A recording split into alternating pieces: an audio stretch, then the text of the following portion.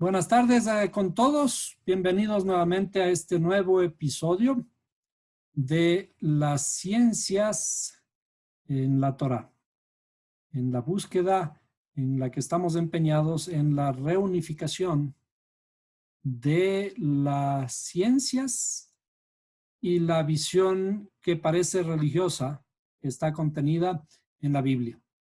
Estos dos deberían estar siendo tratados como uno solo. Es decir, deberíamos encontrar la armonía que hay entre las ciencias y la espiritualidad. No deben existir alejamientos. Por lo tanto, siempre debemos estar buscando la forma de reunificarlos. En la misma forma, he invitado y continúo invitando para que las iglesias y todos los templos dejen de ser sitios de reunión y de alabanza únicamente y que se comience a introducir también la ciencia en esos espacios. En los espacios en los que aparentemente nos sentamos a alabar y a escuchar un sermón. En esos espacios deberíamos también utilizar el tiempo para aprender ciencias, paralelo con las historias bíblicas. En la misma forma, debería existir, algún momento deberíamos impulsar que las escuelas, los colegios y las universidades, algún momento traten a la Biblia como un libro de ciencias. Porque al inicio, cuando se creó este libro, era así. Tengo la plena seguridad de que era así, porque hasta ahora se enseña, se continúa enseñando a la Biblia como un libro de ciencias en ciertas estructuras hebreas. Y es un libro que se estudia desde niño hasta adulto, hasta cuando ya son viejitos. Las mismas historias, solo que abordadas cada vez de una forma más profunda.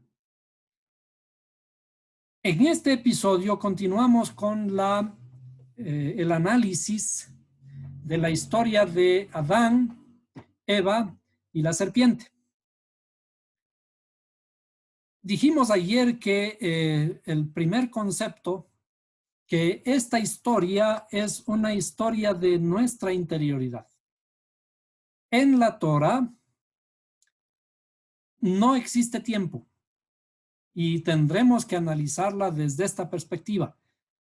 Cuando nosotros leemos las historias descritas en la Biblia, siempre nuestra mente se traslada de una forma muy imaginativa. Trata de recrear esos ambientes que parece que ocurrieron hace miles de años atrás. Pero en realidad, nuestra visión es buscar esa armonía con el famoso mandamiento: no te harás imagen ni ninguna semejanza de lo que está arriba en el cielo ni debajo de la tierra. ¿A qué me lleva esto? Las historias relatadas en la Torá son historias divinas, son historias de arriba, son historias espirituales, son historias del cielo.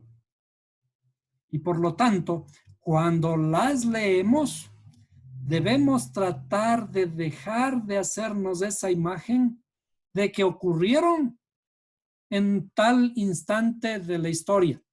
Si bien es cierto que tenemos que utilizar esos datos, regresar probablemente a algunos datos históricos para encontrar la afinidad o encontrar cierta otra información, sin embargo, siempre tenemos que llevar en nuestra cabeza que esas historias no es que ocurrieron hace miles de años atrás, sino que las historias se repiten, se continúan produciendo, repitiendo aquí, y no solo son presentes, sino también son mi propio futuro.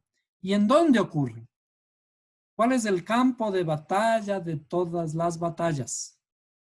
El campo de batalla de todas las batallas es mi propio corazón. Por lo tanto, tenemos que aprender a leer, a estudiar los relatos bíblicos de tal forma como si ocurrieran en mi propia interioridad.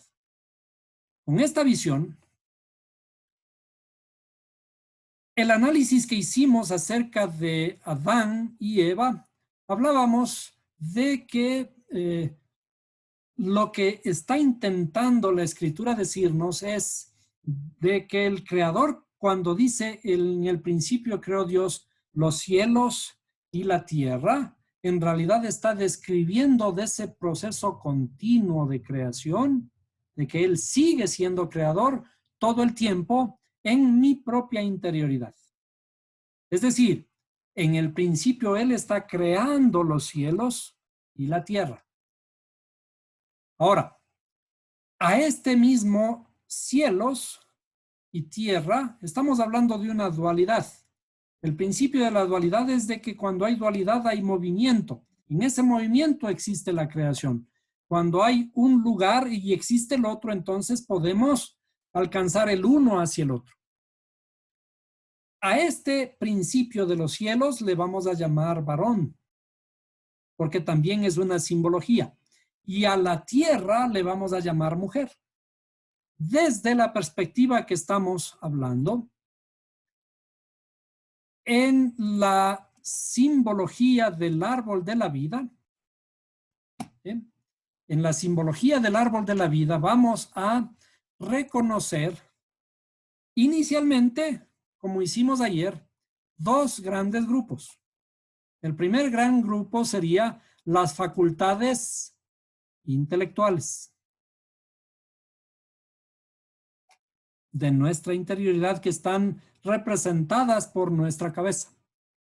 Y también las facultades emocionales. En dos grandes grupos les agrupamos y decimos estas son las facultades emocionales.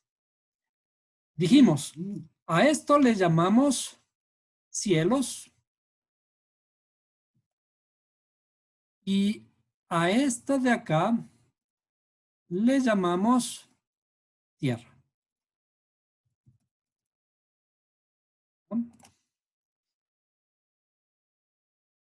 Entonces, aquí aplica el principio de la dualidad. En el principio creó Dios los cielos y la tierra. También vamos a explicar otro poquito más. A este principio llamado cielos es el principio de dar. Y a esta conjunto interno, inferior interno, le llamamos el principio de recibir.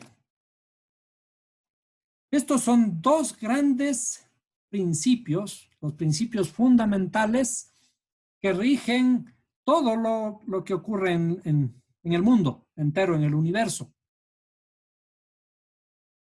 Inicialmente diríamos el principio de dar y el principio de recibir. Estos dos principios son los que en el inicio de todo el creador separa.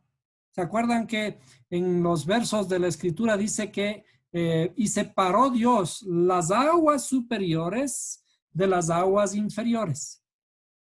Son esta separación de aquí, la misma separación de los cielos y la tierra. Y puso un abismo de separación entre los dos. Vamos a dibujar el abismo de separación entre los dos. Este abismo es también una cortina.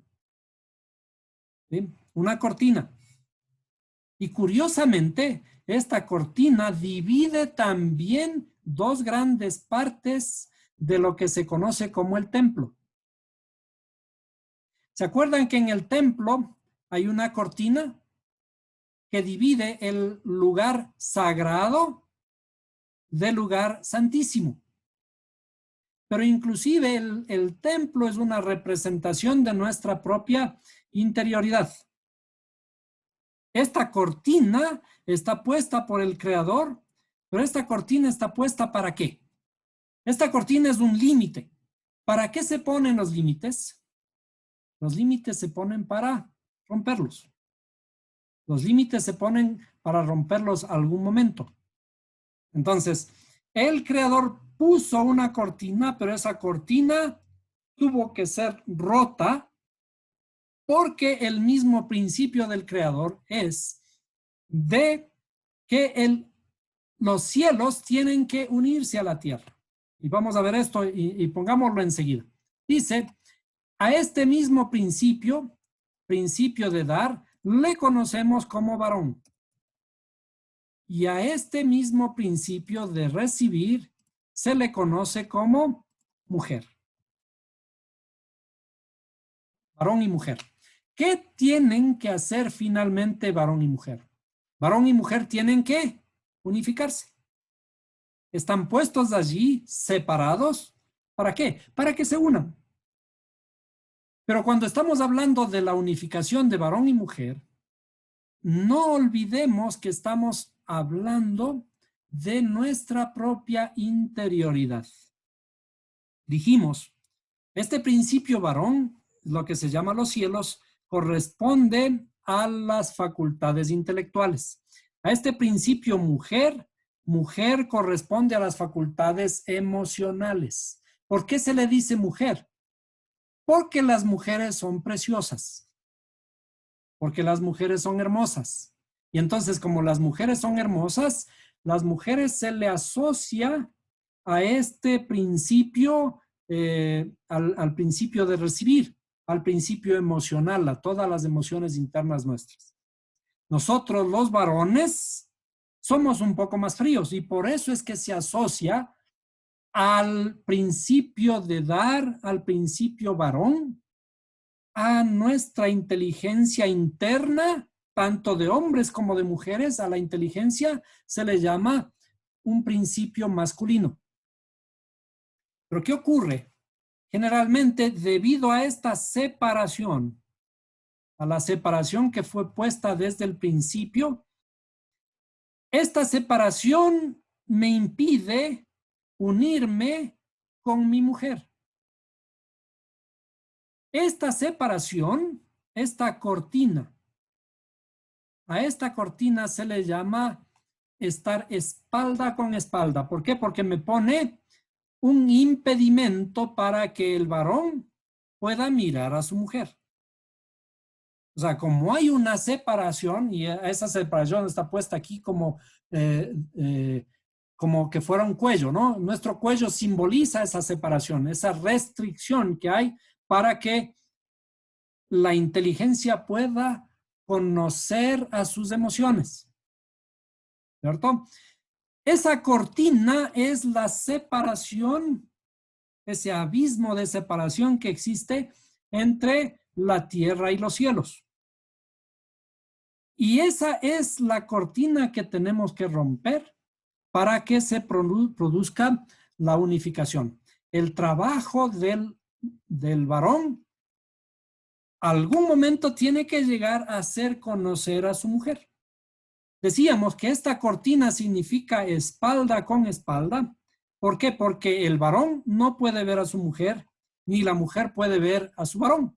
Es como si estuvieran dos personas espalda con espalda, pero no son personas, son personificaciones. La personificación de dar, el deseo de dar, y la personificación del deseo de recibir.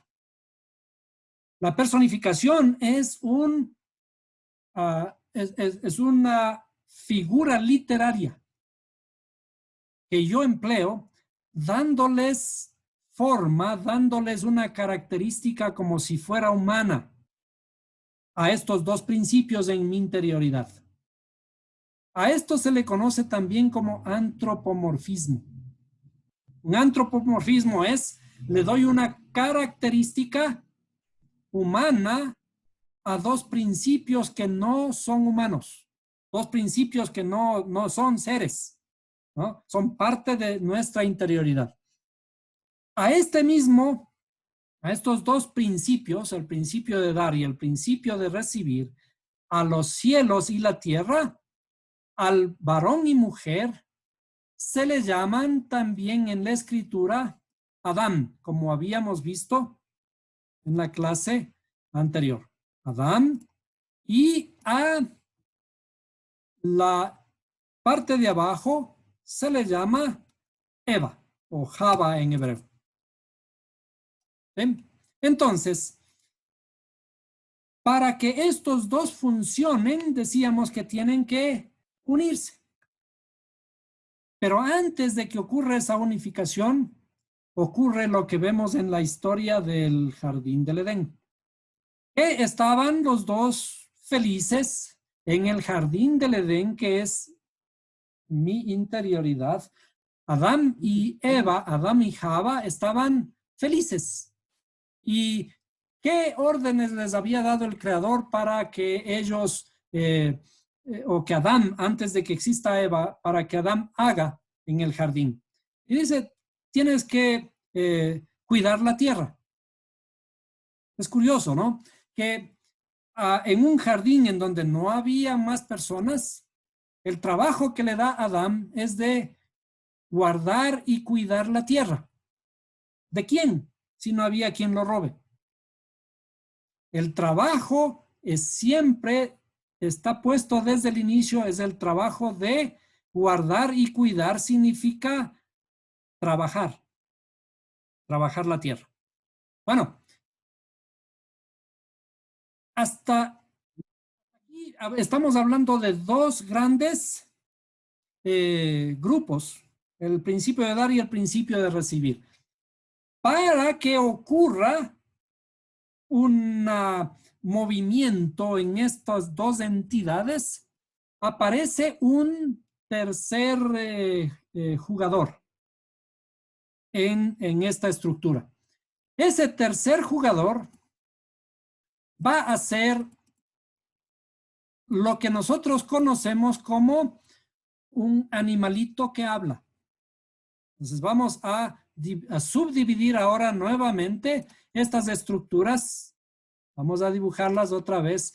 Esta estructura de arriba permanece por ahora. Sigue siendo la parte masculina. Luego, la parte inferior llamada tierra le vamos a subdividir en dos grupos. A esta le llamamos mujer y a una más inferior le vamos a llamar serpiente.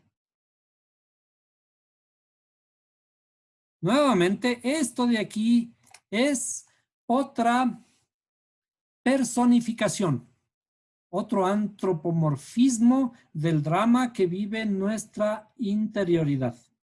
Entonces, a este superior, que le llamamos Adán, a esta inferior, le llamamos Eva en hebreo,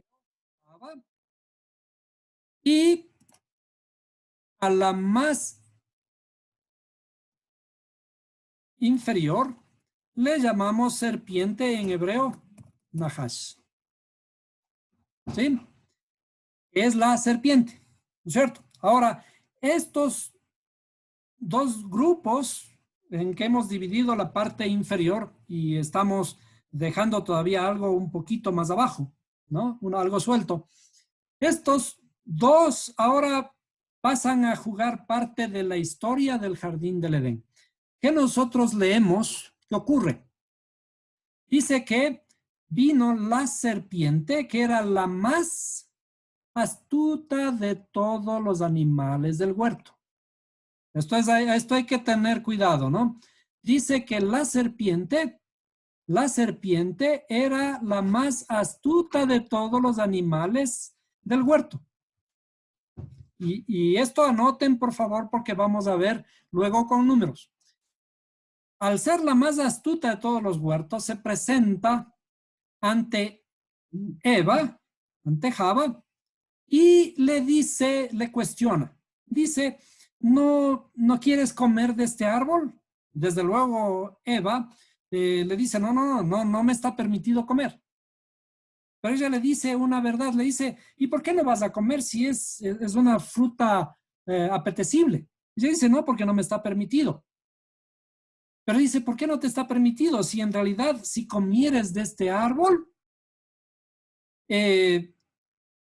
ciertamente dice que seréis como Dios. Le estaba simplemente abriendo los ojos. Entonces, juega, le hace jugar a Eva este juego para que Eva coma y come del fruto. Entonces ahora come Java del fruto, pero no se queda contenta, es decir, aquí vemos el engaño, y no se queda contenta y presenta el fruto también a su esposo. ¿Qué significa? En realidad lo que está ocurriendo aquí es de que Eva ya come del fruto, ¿sí? Come del fruto, le da de comer a Adán.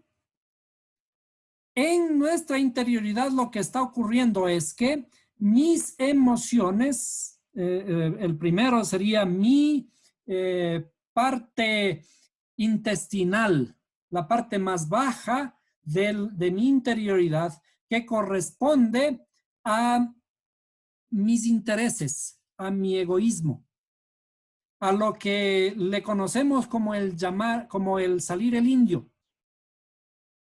como esa cosa de que perdí el control, ¿no? Si pierdo el control, el control influye sobre mis emociones. Este control de aquí influye sobre mis emociones, ¿sí? Luego de que tengo un arrebato de locura, me emociono y cuando me emociono también influyo sobre mi inteligencia, pero influyo en forma negativa, es decir, me nublo la inteligencia. Pierdo el sentido, no pienso y únicamente actúo por mi egoísmo y mis emociones. A eso se refiere el comer del fruto, del fruto prohibido, el árbol de la vida. Y cuando hacemos esto, en realidad, ¿qué es lo que estamos haciendo? Estamos despreciando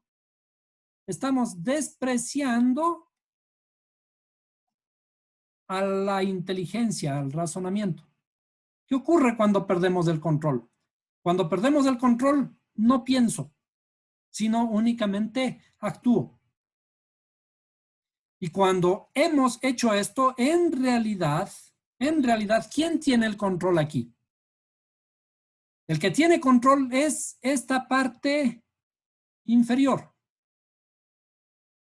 La inteligencia está anulada y por lo tanto el árbol en realidad está invertido. ¿Quién predomina? Predomina mi egoísmo, predominan mis emociones y no tengo inteligencia. Ahora, veamos esto mismo desde el punto de vista hebreo. Cuando nosotros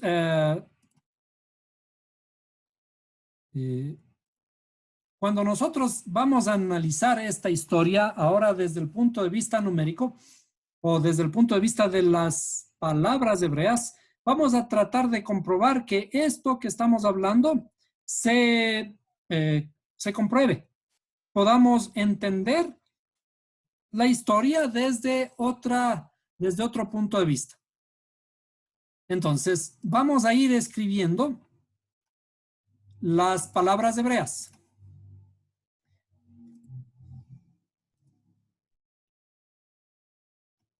Entonces, a ver, vamos a entrar a un documento aquí.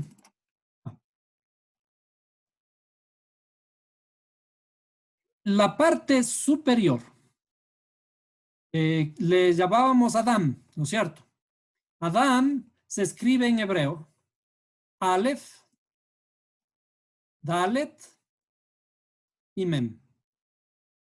Aquí entramos a esta parte que tenemos que escribir y calcular, ¿no? No se olviden que tenemos que tener a la mano todas las herramientas. Adán, vimos en la escritura, en Génesis 5:2, cuando habla del ser humano, el ser humano está hablando de esa estructura que está compuesta de varón y mujer. Ahora, separamos ese varón y mujer, separamos en la parte masculina, en la parte femenina y también en la parte conductual. Entonces, Adán es Aleph, Dalet, Mem. Y hacemos una gematria respecto de esto, es decir, les aplicamos números. Con la tablita que ustedes tienen de las equivalencias numéricas de cada letra, el número que corresponde a Adán es 45. ¿Por qué? Porque Aleph vale 1, Aleph vale 1, Dalet 4 y Mem vale 40. ¿Cierto? Bien. Ahora, ¿cuánto vale Eva? O en hebreo Java o Java. Java se escribe Het. No se olviden que es de derecha a esa izquierda. Het, Baf, Hey. Cuando aplicamos los números allí, Het vale 8.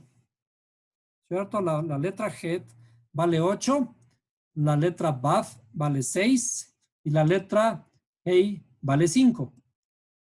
Si recuerdan unas pocas clases antes, estábamos hablando acerca de la alegría. ¿Ah? ¿Y qué recuerdan acerca de la alegría? La alegría era Hedva. Hedva es un estado completo de Eva o de Java. Hedva, aquí le faltaría una letra Dalet.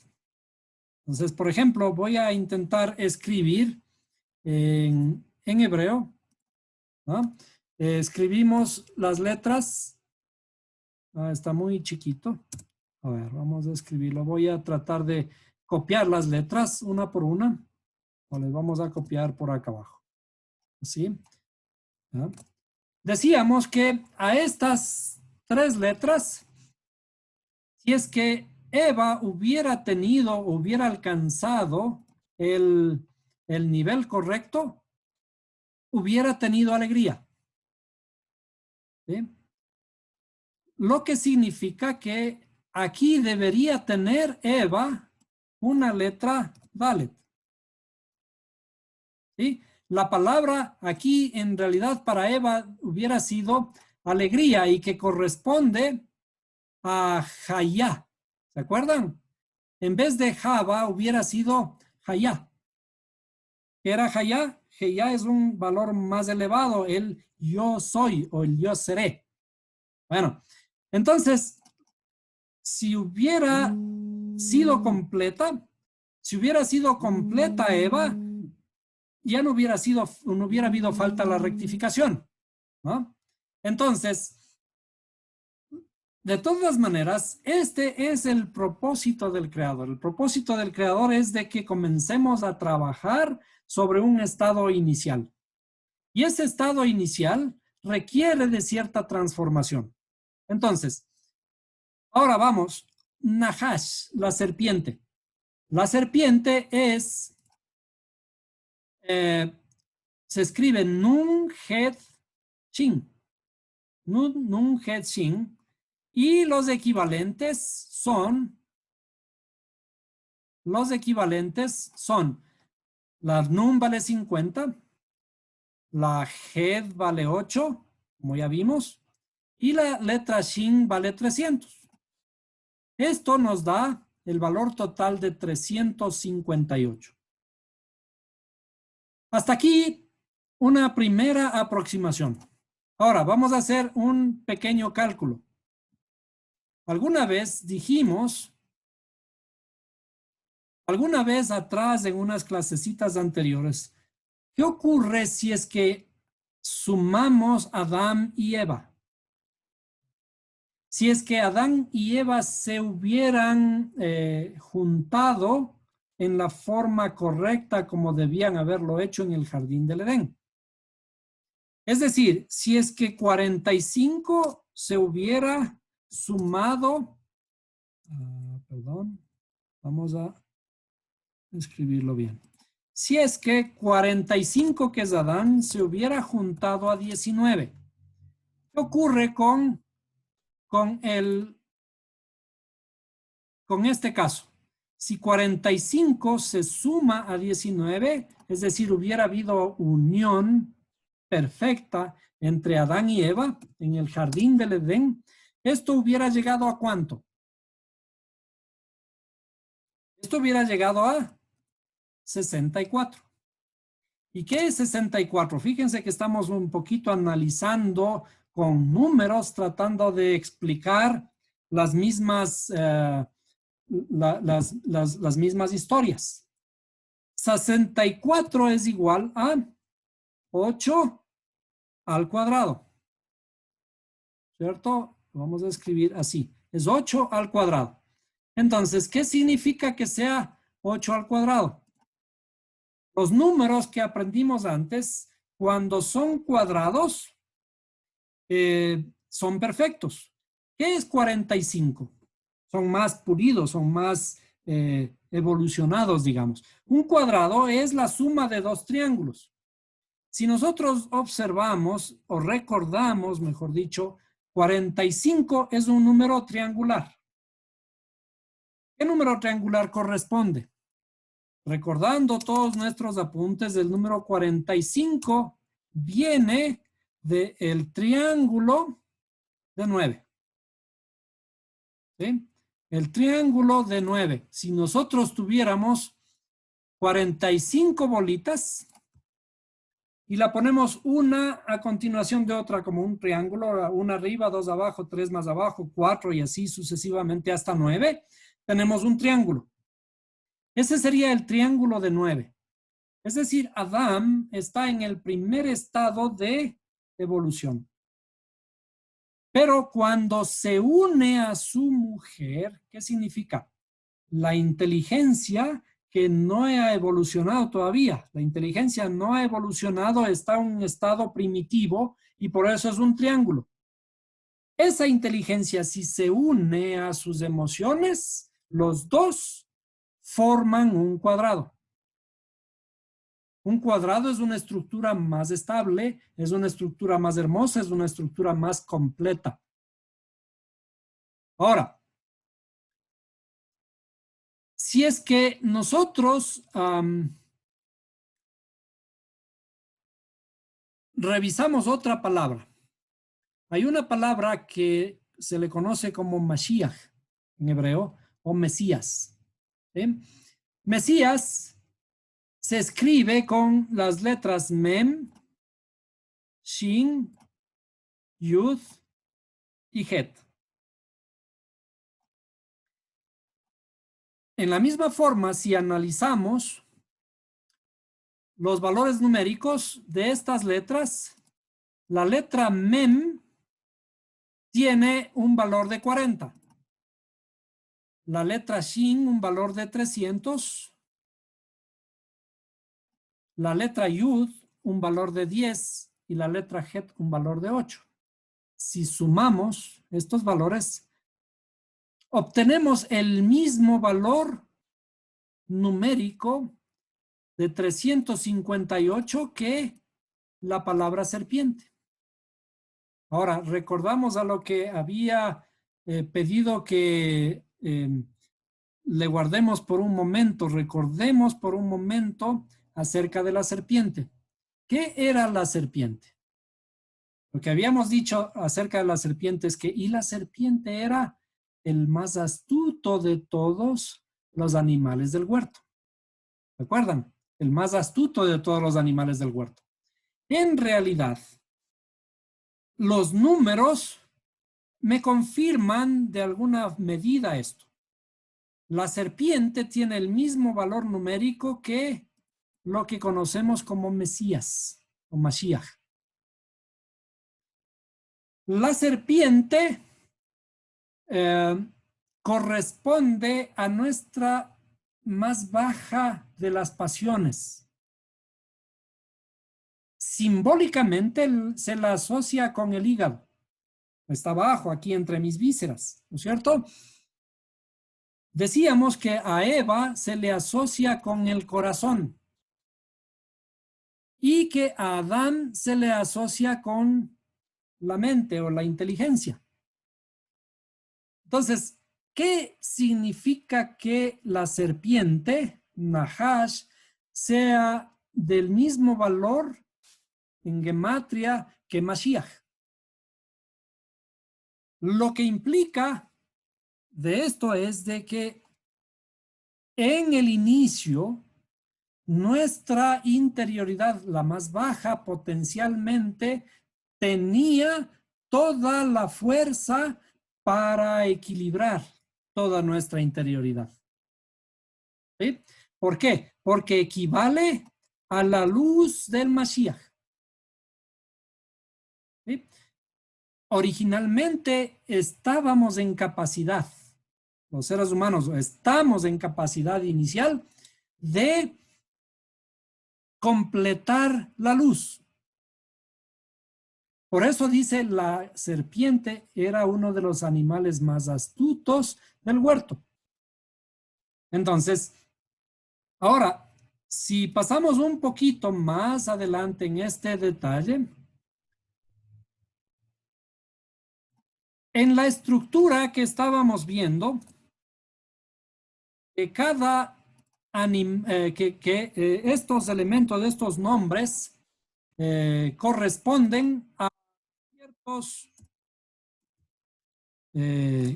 órganos o ciertas funciones de nuestra interioridad. Adán se le asocia a la mente, ¿cierto? Aquí, a la mente.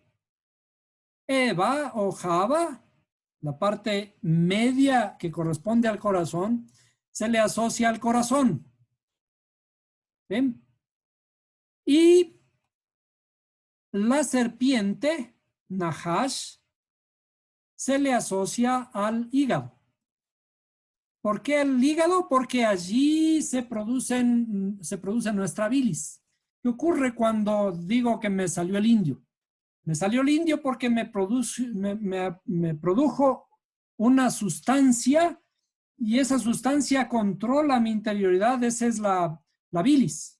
Entonces, cuando la bilis se inunda mi interioridad, yo me transformo y cambio el color de mi cara. ¿Por qué? Porque mi corazón comienza a bombear.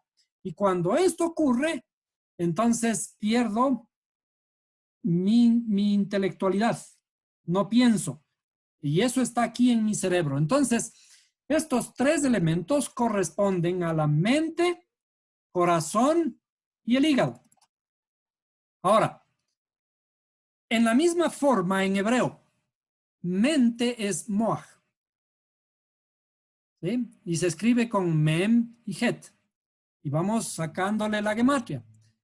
Si mem vale 40 y het vale 8, entonces moach vale 48. Ahora, corazón es otra de las palabras que ya vimos en una clase pasada. Corazón se escribe con dos letras, lamed y bet. Si a estas dos sacamos también los valores numéricos, teníamos lamed vale 30 y bet vale 2. Por lo tanto, la palabra corazón vale 2. La palabra lev, corazón, vale, 32. ¿No es cierto? Y tenemos 32. Y luego, hígado en hebreo es kabed. El hígado se escribe con la letra Haf, con la letra Bet y con la letra Dalet. ¿Ah? Entonces, en la misma forma, sacamos los valores mirando a nuestras tablitas y vemos que corresponden a 20, 2 y 4 y por lo tanto corresponde el hígado o cabez corresponde a 26. ¿qué es 26? Los que ya conocen, enseguida pueden... El número 26 corresponde al nombre sublime del Creador. Entonces, esto sería, corresponde a Yud, Hey, perdón, ahí sería Hey, Vav, Hey. ¿Bien? Entonces, este es el nombre sublime, el nombre más sagrado, si se puede decir, porque todos los nombres son sagrados, pero este es el nombre más sublime. De este nombre está dicho, no tomarás el nombre de tu Dios en vano. Este nombre, si es que nosotros sacamos la gematria, los valores numéricos serían así mismo, ¿no? Serían desde, perdón, yo voy a tomarme un tiempito aquí.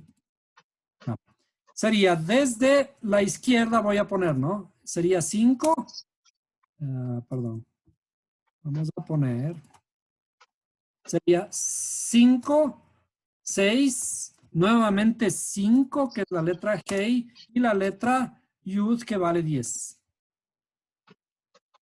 ¿Cierto? Si es que hago la suma de todos estos valores, llego al número 26.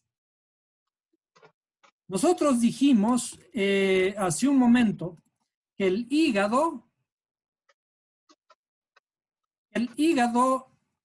la serpiente Nahash tenía el mismo valor numérico que Mashiach, ¿cierto? El mismo valor numérico que Mashiach.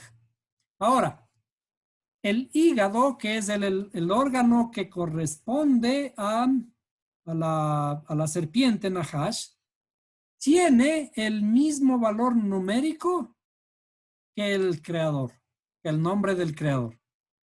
Entonces, si vemos que allí hay una armonía, ¿no es cierto? Hay una armonía. El potencial encerrado en el hígado, psicológicamente, no estamos hablando físicamente, sino que psicológicamente, que corresponde a mi ego. En el ego está escondido toda la potencialidad mía de llegar a ser como el creador. Y por tanto, ¿cuál es el drama de nuestras almas? El drama de nuestras almas corresponde precisamente al equilibrio que debe haber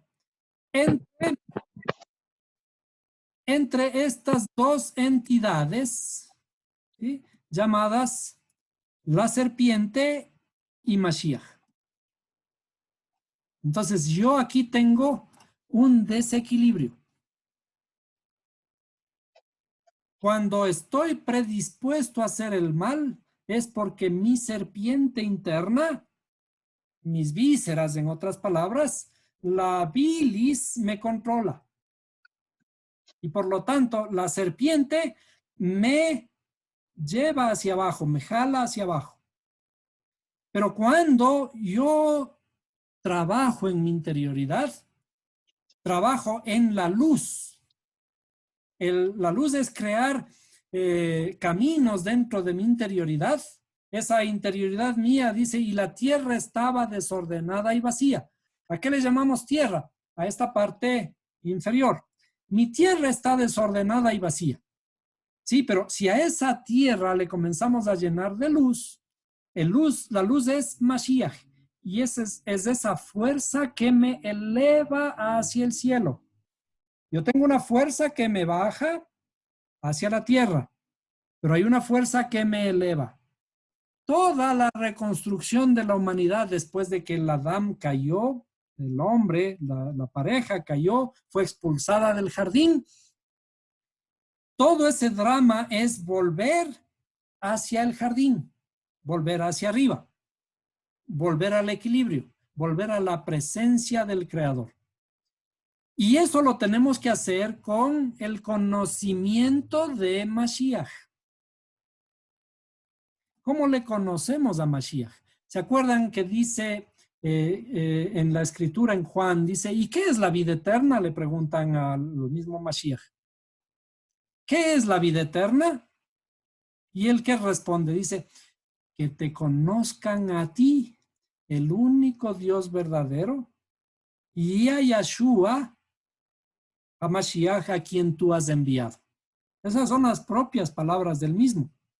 Dice, que te conozcan a ti. Por lo tanto, nuestro trabajo aquí está en el conocimiento. Y todo lo que tenemos que hacer es conocer a Mashiach, porque mientras conocemos a Mashiach, vamos elevando nuestra interioridad para que alcance los cielos. Es decir, esa tierra, que es el aspecto femenino nuestro, está separado inicialmente, tiene que romper esa cortina de separación que hay entre los cielos y la tierra. Y cuando se rompe esa cortina de separación, ese abismo de separación, se produce la unión entre varón y mujer. Pero estamos hablando de varón y de mujer, de nuestra interioridad. Y qué curioso que para producir esa unión, fíjense lo hermoso que es la naturaleza. Para que se produzca esta unión, hay algo que separa para que el varón pueda conocer a su mujer. La primera vez, cuando el varón se acerca a su mujer la primera noche de bodas, tiene que romperse una cortina. La cortina de separación que separa los cielos de la tierra, pero todo es simbólico. Está hablando de nuestra propia, de nuestro propio conocimiento. Entonces, nuestro trabajo es conocer. Ahora, si en matemáticas utilizamos todas estas estructuras, voy a borrar lo que había escrito, perdón. ¿Ya? ¿Ya? Si es que, perdón, voy a volver. Si es que volvemos aquí, entonces si hacemos una estructura, sumamos todos estos valores que tenemos aquí. Esta va a ser una tarea. Esta va a ser una tarea para ustedes, los que están prácticamente los nuevos que están aprendiendo, para poder integrarse a lo que las clases pasadas que ahí habíamos dado. Vamos a hacer. ¿Qué ocurre si es que sumamos todo esto? Sumamos a Adán, Eva y la serpiente. 45 más 19 más 358. Y además sumamos 48 más 32 más 26. Ese número que vamos a tener va a ser la respuesta de nuestra interioridad. Les voy a dar la respuesta, pero lo que ustedes tendrían que hacer es encontrar ese número y aplicar la fórmula que habíamos dado en una de las clases pasadas acerca de los números triangulares. La respuesta de toda esa suma es que ese número va a ser igual al triángulo de 32. Y lo voy a escribir un poquito así. El triángulo de 32. ¿Qué es el triángulo de 32? Decíamos, va a ser la suma de Adán, Eva y la serpiente, Adán, Javá y Nahash. Y después, la suma de Moach, Lev y Cabed. Esos números, si les sumamos, vamos a ponerle la respuesta aquí, ¿no es cierto? Ustedes le van a poner la respuesta y vamos a aplicar la fórmula que habíamos hablado en las otras clases para encontrar la fórmula del número triangular.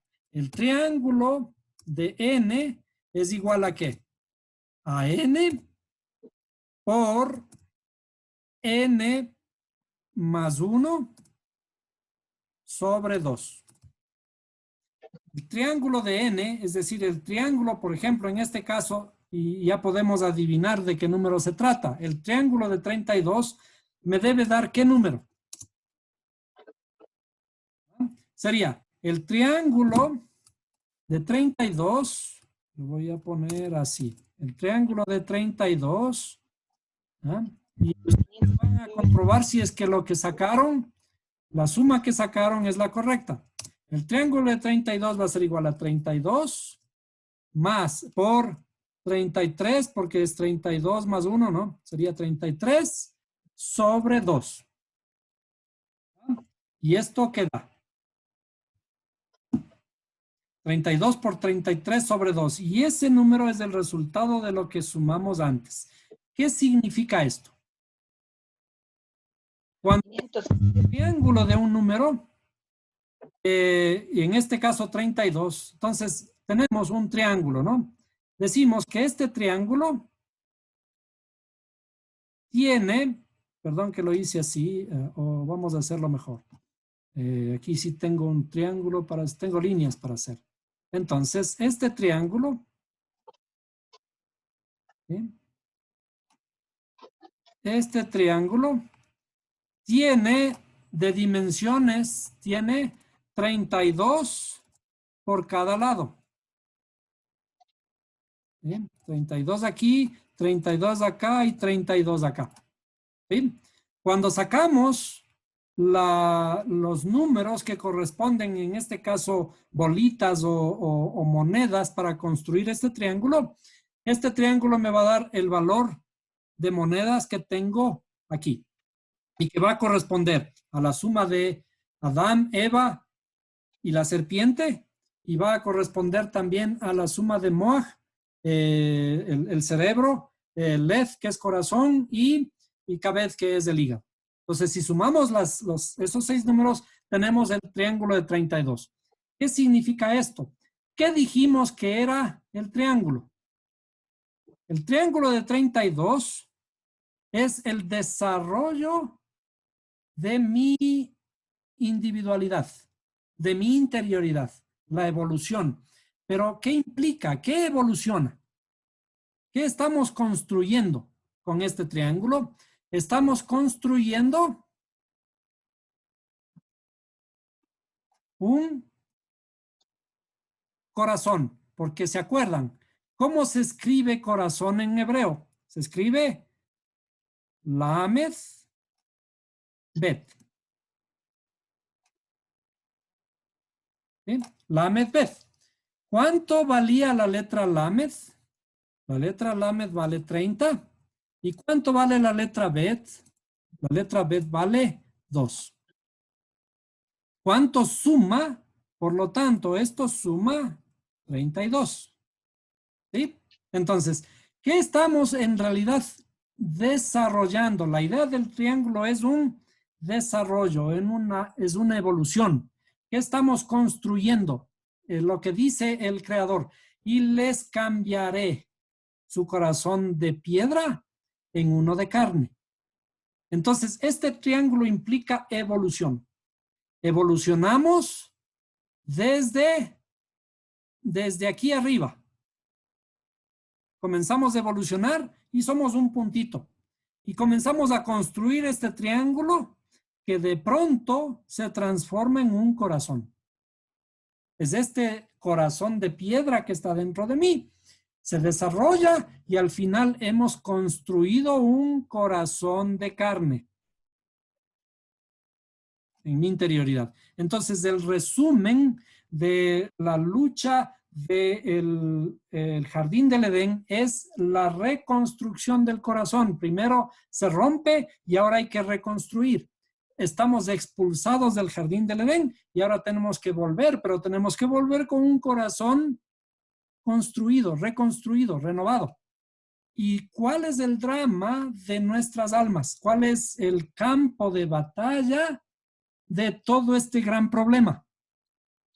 Nosotros vemos aquí que el campo de batalla de todo ese problema del jardín del Edén, de la expulsión y de la reconstrucción, es el corazón del hombre. El corazón del hombre se trata de reconstruir lo que está dañado, lo que está roto. ¿Sí? Entonces, bien, creo que ya nos hemos extendido por un buen tiempo también, otra vez. Si tienen preguntas hasta ahí puntuales sobre esta clase, para antes de dar terminada esta parte. Si no, procedemos a abrir el mensaje. Solo una pequeña corrección, Marquito. ¿Sí? En el código de Mashiach hay un error, me parece. Si le revisas de nuevo, ¿Cuál? en la sumatoria de Mashiach. Mashiach. Bueno, ya le vamos a ver. Muy bien, hasta eso hay alguna pregunta, luego revisamos a ver si tengo algún error allí. ¿Alguna otra pregunta?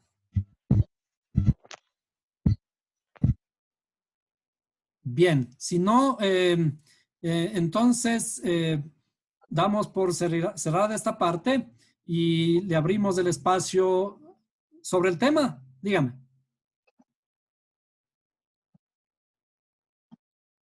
¿Sí me escucha? Sí. Ya. Es sobre lo que usted acabó de decir ahorita, que el cuadrado es el más, ¿cómo se llama? Más figura compleja, más compleja que un triángulo. Y dice que es más estable. Pero Sí. el otro día estuvimos hablando referente al triángulo. Me dijo Bueno, que es más estable que el cuadrado. Bueno, sí, perdón. No quise decir estable, sino compleja. Ah, ya. El cuadrado es complejo, ¿por qué? Porque tiene dos triángulos. ¿Sí? Ya. Obviamente el triángulo es la parte más estable. Sí. Bueno, entonces, bien, si no hay alguna otra pregunta respecto de este tema, continuaremos el día de mañana con un nuevo episodio. Hasta tanto, muchas bendiciones y que todos esperemos podamos cuidarnos ante estos problemas que estamos enfrentando, que podamos tener la suficiente alegría, porque la única arma que podemos tener en contra de este grave problema en realidad es la alegría, el positivismo. Nos veremos mañana.